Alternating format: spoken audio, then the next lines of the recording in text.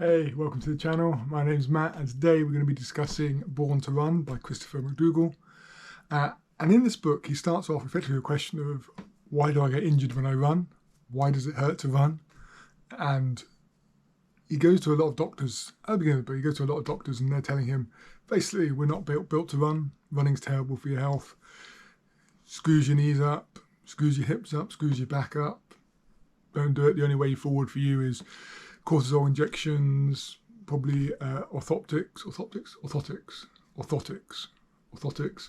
and running less. And he goes, well, that can't be right, because you hear stories and you see people who run just massive distances and running all the time and don't seem to get injured. So what is the secret? How does it work? And that's what this book tries to explore. But does it? Is it really based in fact, or is there a bit of hyperbolic exaggeration within there to sell an idea? And that's what we'll discuss as we go through on this book. So in this book we meet quite an array of fairly wacky characters. We've got Barefoot Ted, we've got Caballero Blanco, we've got the kids, as they're known, a couple of young ultra runners who are little nuts. We also meet the Tarahumara tribe, who are from the Copper Canyons in Mexico, and they run huge distances very quickly over very tough terrain in blistering heat. It seems to do it very successfully without getting injured, or seemingly without getting injured. And that's why the author goes into Mexico and the Copper Canyons to try and find Caballero Blanco and the Tarahumara tribe and understand their secrets. One of the disappointing bits of this book is, though we do meet some of the Tarahumara tribe, we don't really get to understand their way of life. We just see points within it. Obviously some of the running and success they have in running and their capability of running is obviously the focus of the book, but the author never really gets into that society for us to actually understand that tribal culture that they have. So it's very much an outsider's perspective on that element, and it's more focused on some of the other wackier characters that we meet that I've mentioned earlier. So one thing you can say from McDougall is he's really able to tell a yarn. The way he weaves stories together is very entertaining. Sometimes though it feels a little exaggerated, shall we say, and he has this ability to write as if he's omnipotent, as if he knows what people were thinking at certain points where he certainly wasn't there. Now it could be that from a journalist's point of view he's asked all the right questions and he knows exactly what they were thinking, but sometimes it just feels like maybe he's putting his own mind into his characters rather than dealing with what was actually happening. And that's, when I say characters, I mean sometimes it feels more of a fictional story rather than a non-fictional account of what happened. So there is that tendency to weave a yarn rather than tell a non-fictional story. Also it feels when you read it, but it is entertaining, and it did encourage me to get out and get running again, so there is certainly a value to that kind of storytelling. So some of the storytelling leads to question marks over the integrity of the data, and what I mean by that is there's parts of the story that don't line up that well with actual seeming statistics when you look outside, and part of that is some of it doesn't even line up within the book. So he mentions early on in the book that the Tarahumara tribe don't eat much protein, but later in the book he says they eat 150. Their diet contains 150% of their protein requirements compared to the World Health Organization standard. So maybe that's just a misprint, and maybe they don't eat much meat, which would align. So maybe it's just a misprint within that. But there's bits like that which just don't feel quite right. Also, he's talking about diet and healthy diet, and getting your carbohydrates and your vegetables, etc. But also there's a hefty amount, or maybe a hefty focus on drinking. And I mean alcohol drinking, not just keeping your fluids up.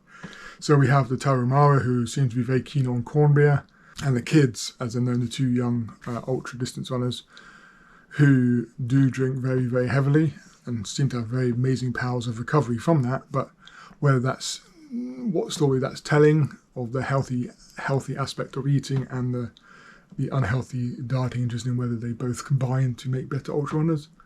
Not sure on that front. Or maybe it's just carbo loading. Get the alcohol, plenty of carbs and alcohol. You're just carbo loading for the run. Who knows? I've never run an ultra. I've only got some marathon distance. Maybe I need to carbo load in a different way. Now, coming back to the main point of the book and the starting question about injuries, one of the main targets who get quite a bad rap within the book is the shoe manufacturers, especially Nike, and the focus on them and their shoe technology actually causing this level of injuries, especially knee injuries, with the sort of the max cushioning shoe and all the support you get, meaning that you don't run in the natural way that you would run if you had no support or very limited support in your foot, and you're much more heel strike, or you can't naturally sort of place your foot as you would roll as you would through your stride. You're sort of forced into a very tight shoe that holds your foot in place when you land, and it's supposed to give you more support, but maybe it weakens the feet and you're more prone to get injuries because your technique deteriorates because you become lazy as you run. And there's certainly an element of that, I think. I think there is an argument to be made in that front. My concern with the way McDougall posed that argument is there seems to be very little focus or even attention paid to any other potential factors within that, and a lot of focus on gathering details that back up this either barefoot or minimal shoe use. So you see he looks at marathon runners who have successfully won marathons wearing minimal shoes or barefoot, and he doesn't look at all the other races where they haven't done that well. Now, I know they are a minimal number, of a smaller group of people, but it seems a very one-sided argument. And if you look now at the modern marathon runner, especially, they are wearing max cushioning shoes with carbon plates and all kinds of technology in there to make them faster. You look at the world record holder in the men's marathon, Kipchoge, the first man to go under 2 hours, unofficial on a marathon, but runs a 2:01 official marathon time, which is insane in the first place. But he uses, maximal cushioning, carbon plated shoes, and to such an extent that a lot of the running governing bodies have brought in limits on how much cushioning you can put in, so it doesn't get beyond, I can't remember exactly what the measurement is, but so it can't get beyond a certain amount before it becomes illegal. So it seems, from a practical point of view, that elite athletes at the top of their sport across a lot of distances, from shortest like 5k up to marathons, are definitely moving towards the maximal cushioning carbon plated shoes, so the manufacturers are producing them. So my question then is it the case that the shoe manufacturers got this stranglehold on the Olympic or elite level sport, and therefore everyone has to wear that equipment? Or is it that is the best equipment for the fastest possible times that you could run, and is there something else that causes injury? Or is there the payoff that actually there might be a slightly higher chance of injury, but you will run a lot faster as well? So for me, when I look at the running data that's available, one of the key factors I think that McDougall doesn't seem to take into consideration as part of his diagnosis of injuries and the focus on footwear and shoe manufacturers is that actually, the number of runners in the world has increased on that basis. The actual average marathon times have actually got slower. So we're getting more people running than did, but they're running slower than they did. And if you look between I've got it written down here somewhere, there we go, 1986 and 2001, the average marathon finish time went from around 3:52 to 4:28. So that was between 86 and 2001, so 15-year period. And that's an increase of 15% on the actual marathon time taken. And it's kind of, if we look at the later data, it's kind of plateaued. It's a little bit slower even now in sort of 2019, I think was the last data I looked at. I think it was 4:30 something, so it's a little bit slower, but it's sort of plateaued a bit off. But also you've got more people running, they're running slower, and the other factor that plays into that is they're actually older. So if you look at the dates, so in 1986, the average runner was 35 years old. In 2018, they were 39. So they're getting older, so you've got older runners, more older runners running slower. I'll put in the description where I've got this data from, so you can click through the links and have a look for yourself. But the way I look at it is you've got one of the potential key factors for injuries is you've got more runners, older runners, slower runners, who probably don't have the same level of coaching that they had when it was a smaller number of younger, more elite runners. So they've got less coaching, so their stride pattern is probably not being coached. They're probably, your novice, your uncoached runner, who is just going out, hitting the pavement, running a few miles and building up slowly, hopefully, maybe building up too fast, hence getting injured. Maybe their stride pattern isn't great to start with. The shoes cushion them and allow them to have a detrimental stride for their biomechanics, and that leads to eventually injuries and repetitive strain injuries, etc., etc. And maybe that's driving the injuries rather than the shoes' impact on that, because it allows them to take poorer strides, and have potentially poorer mechanics, but it doesn't necessarily cause that. And it's actually the fact we've got more runners who are probably less trained causes that rather than the shoes themselves. Does that make sense? There's a bit of so there's always more complexity to a story than a simple one thing is what the issue is. Now, one thing that was really interesting about the book, and seems very, seems quite factually based, and there's scientific papers for it, is around the way humans, Homo sapiens, evolved from Homo erectus, how we became bipedal, and the benefits it gave us. We weren't particularly stronger, we weren't particularly quicker when we stood up, but actually we could run further distances. We got sweat glands so we can keep cool as we're running, and it led to this sort of what they call persistent hunting, where basically you run other animals and they can't sweat and they get overheat, and then we can capture them and eat them. And that was sort of the biological advantage we have that enabled us to develop this physicality for running. And it also talks about the biomechanics of the foot, and the foot is a remarkable piece of machinery, is that the right word, that's evolved over time to enable us to run. And there does seem to be a biomechanical efficient way of running, and you look at elite runners, most of them will land on sort of the midfoot or the slightly on the forefoot and then spring forward. And this goes back to what I was saying about, less well coached runners are more likely to land on their heel, and you get more of a jarring motion going through your legs, which can over time potentially cause more injuries. And if you were running barefoot on normal foot, you're much more likely to get up onto your toes, up onto the balls of your feet or your midfoot, rather than banging your heels into the ground if you're running barefoot. So the shoes do enable you to run poorly, but do they make you run poorly? I think maybe there's a balancing act there to be had within that storyline. Also, the pedant in me will come to point out that some of the stats he sort of throws out don't seem to come from anywhere, or just nonsense. So he says that 99.9% of all runners will never qualify for Boston, and I have no idea where that number comes from. I can't see any statistic that backs that up, and I had a look at, there we go, so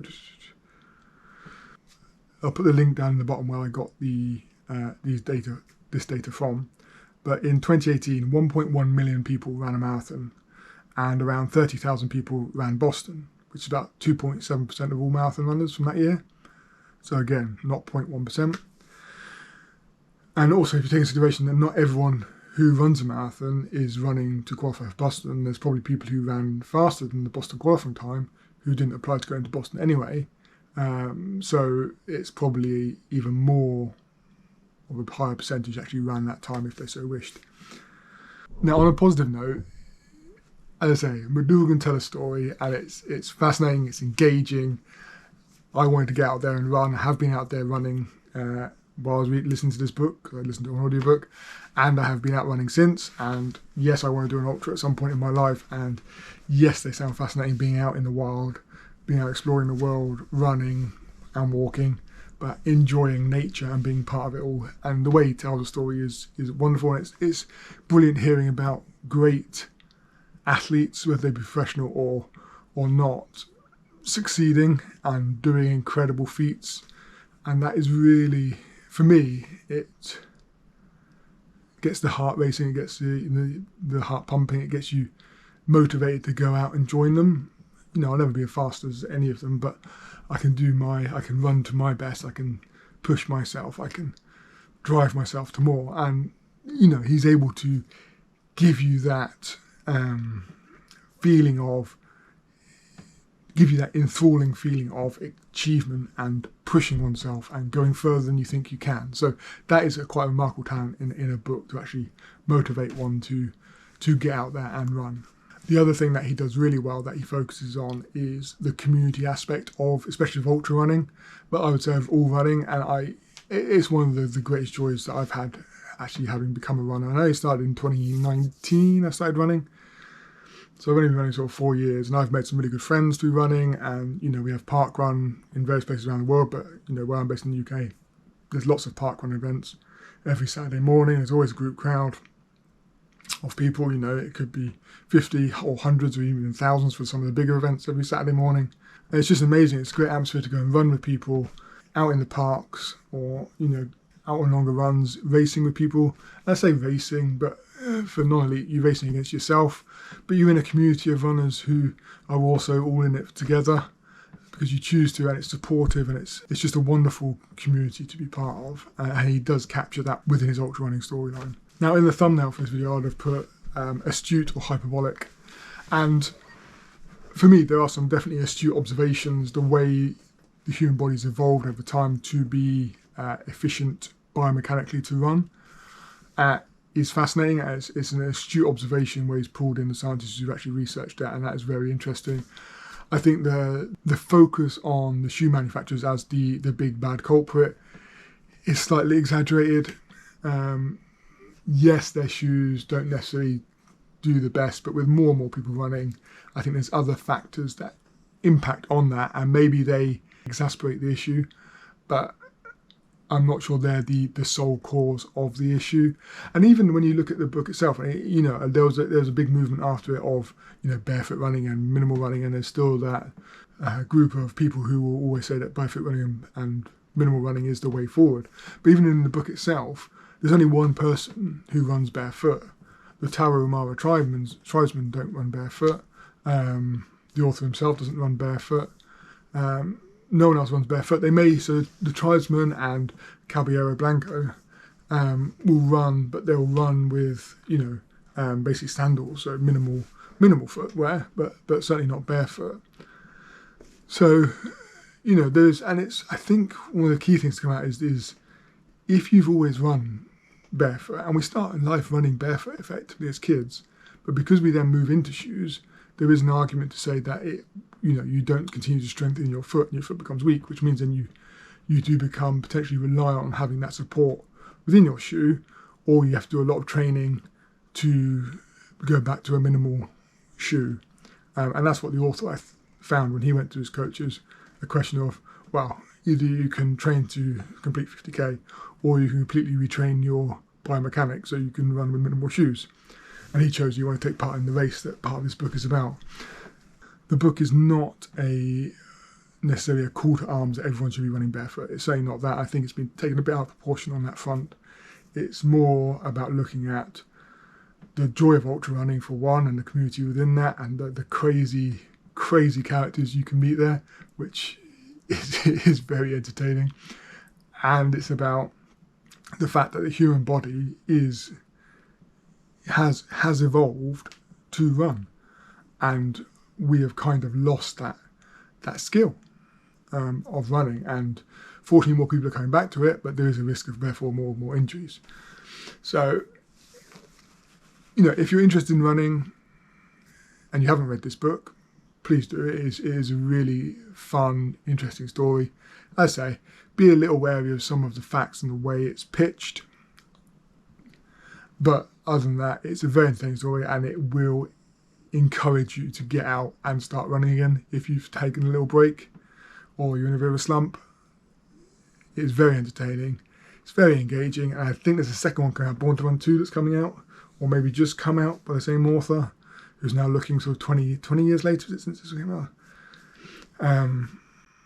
So whether I'll pick that up, I don't know, but I may well do, just to see whether his thoughts on this have progressed and evolved into something different, and what story he's got to tell, because he can tell a story.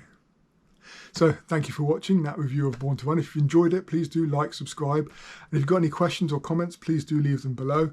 I'd love to hear your thoughts. If you've read this book, I know it's been a very popular book since it was published. And there may be some people who completely disagree with what I've said, but please do let me know. And I will see you all in the next video. Thank you. Bye.